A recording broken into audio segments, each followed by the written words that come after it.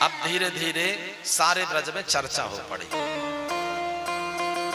ब्रज में यह हो गया कि भैया कृष्ण जो है ईश्वर हैं, भगवान हैं। अच्छा, घर में जो चर्चाएं बड़ों के बीच में चलती हैं तो बच्चे भी सुनते हैं। तो आज जब भगवान के सखा गैया मैया चारण के लिए गए तो कन्हैया से कहने लग गए, क्यों रे तू भगवान है, मुंह को तू ना दिख रहे, तू भगवान है। पर भैया हमारे घर पर चर्चा चल रही कि तू भगवान है। भगवान कहने लग गए, तुम सब कैसी फालतू बातन को करो। नाय लाला हमारी मैया कह रही तू भगवान नाय, तू तेने इतने एक बड़े गिरिराज जी को उठाए लियो और हम सब उनको पागल बनाए दियो। तेने तेरे बाबा जमुना जी में कूद गए और इतने देर बाद तू जिंदा ले आया।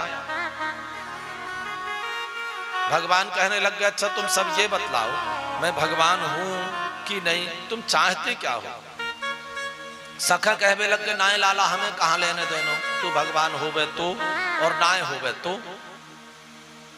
बस हमारी मैया ये कह रही कि तेरो वैकुंठ बड़ो अच्छो।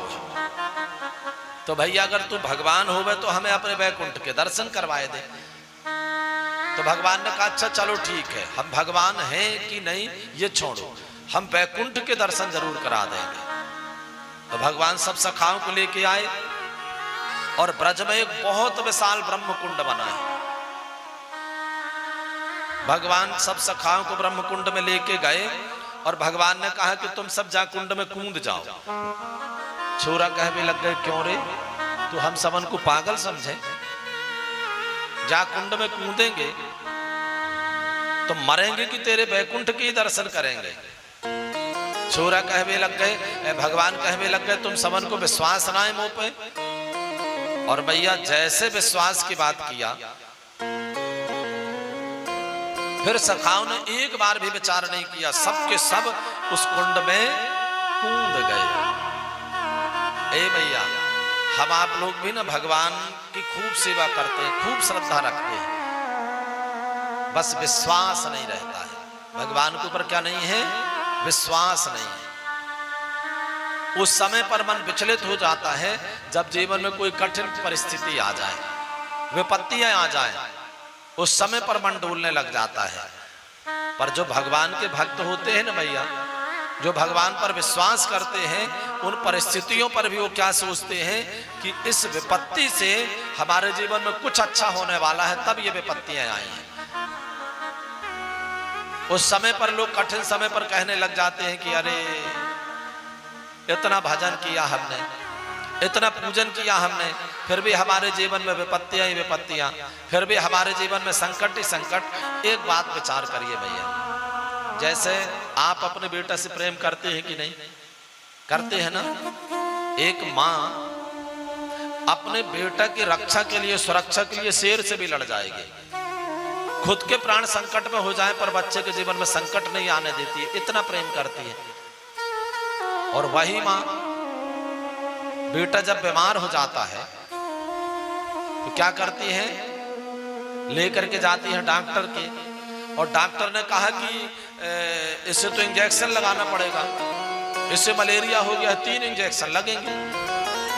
अब बेटा रोने लग गया कि नहीं माँ हम इंजेक्शन नहीं लगवाएंगे, दर्द होगा। तो माँ क्या करती है, माँ खुद पकड़ती है बेटा को और पकड़ करके उसे इंजेक्शन लगवाती है। अच्छा बताइए, इंजेक्शन लगाने से बेटा को सुख मिल रहा है क्या? मिल रहा है क्या? नहीं मिल रहा, तकलीफ हो रही है। बेटा रो भी रहा है, कह भी रहा है कि माँ तू मुझसे प्यार नहीं करती, तभी तो कष्ट दे रही है।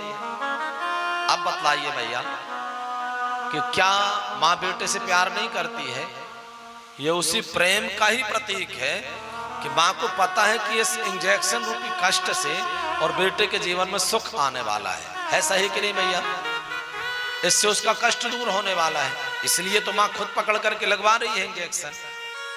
इसी प्रकार से जब जीवन में विपत्तियां आवे, जब जीवन में संकट आवे, तो ये समझना चाहिए कि प्रभु जी ये इंजेक्शन रूपी विपत्तियां हमें दे रहे हैं, और इस इंजेक्शन रूपी विपत्ति से ही हमारे जीवन में सुख आने वाला है, हमारे जीवन का संकट दूर होने वाला है। पर मन में विश्वास नहीं रह जाता। अब जैसे उन सखाओं ने छलांग लगाई तो वैकुंठ में निकले।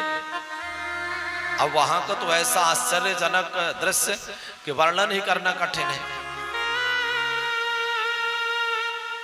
देख करके आश्चर्यचकित हो रहे हैं। 4-4 हाथों वाले, 4-4 सिर वाले, क्योंकि जो भगवान के पार्षद हैं सब भगवान के जैसे चतुर्भुज हैं।